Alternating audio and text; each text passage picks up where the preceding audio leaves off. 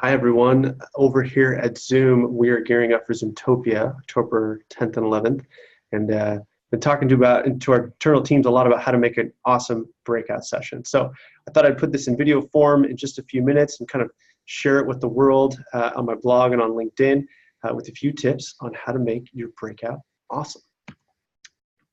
So the first one is to write as clear abstract as possible. This comes from my days at Salesforce, which manages one of the biggest conferences in tech, where they'd done some research and they found out the biggest predictor of the rating of a session was how clearly the abstract and the title matched the presentation.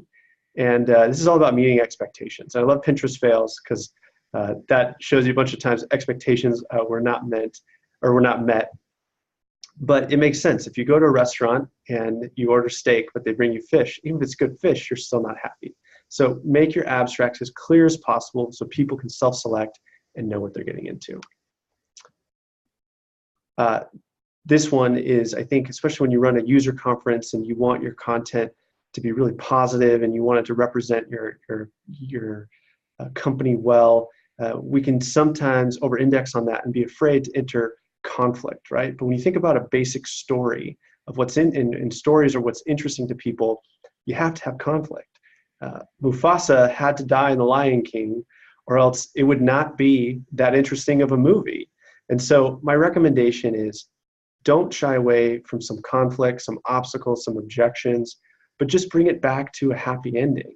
But sometimes it's actually our customers that can be the most, they don't want to say anything that might perceive even slightly negative, but do allow some conflict to go in there and you're going to have a better session. Making the customer the star of the show. Now, especially when in the context of a user conference where you want your company to look good, you want your products to look good, you want your employees to look good. The reality is if you make your customer look good and you make them look like they're smart and that they've made good decisions and that they're cutting edge, your company, your product, everybody will look great. So if you ever have to choose between really highlighting your customer and what they're doing versus getting specifically about how the product's making that happen, lean towards the customer and you can't go wrong. Dig deep for the stories and the aha moments. So when I was once preparing a speaker at a previous company, it was on a relatively boring topic. And I was kind of asking them, a bunch of questions, trying to understand their business, trying to find something interesting. And the speaker just casually mentioned, oh, one time my customer service team interacted with Neil Patrick Harris on Twitter, and he told me this kind of long story, and I thought, oh my gosh, this is gold, this is amazing.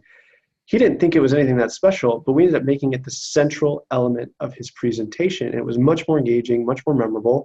And even to this day, I remember that this guy, interacted with Neil Patrick Harris. So sometimes as marketers or people that are speaking, we have to look for those, but they're really worth it to spend the effort to find them.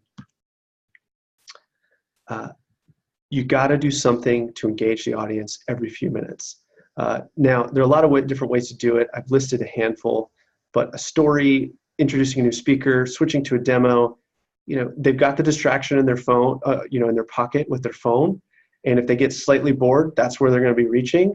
So you've got to map out with your breakout what every few minutes you're doing to keep their attention. This one I got from a great training called Own the Room that I went through a year or two ago.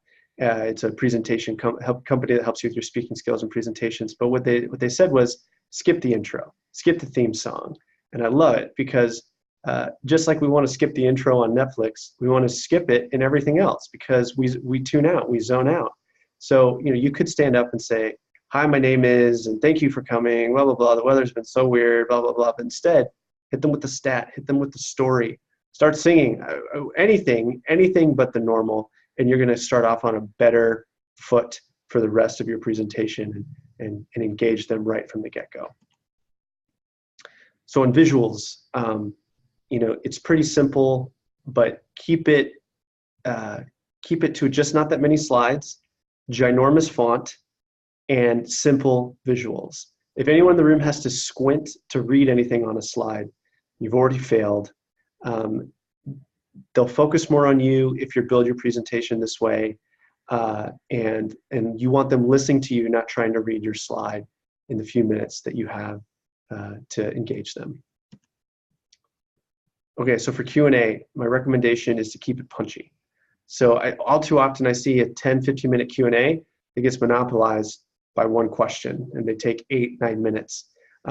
What I always recommend is try to answer it quickly, and if it's going to need more than 2 minutes, ask them to come up and talk to you afterwards. Now, this means you have to make yourself available so that you can answer more in-depth questions.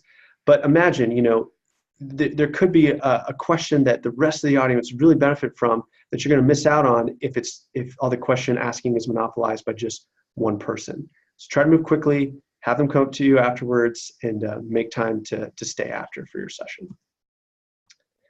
This one is one that I really like when speakers can do this. I always, when I start building out a breakout or helping someone build it out, I think, what are they going to write in their notes that they're going to, when they get back to the office, they're going to walk into their boss's office and be like, you want to believe this thing I learned in the conference? Now, I'll tell you what they're not going to say. They're not going to walk into their boss's offices and say, I learned that, to do this strategic thing, I got to try hard and I got to get buy-in. Those are too generic. Those are too okay, great.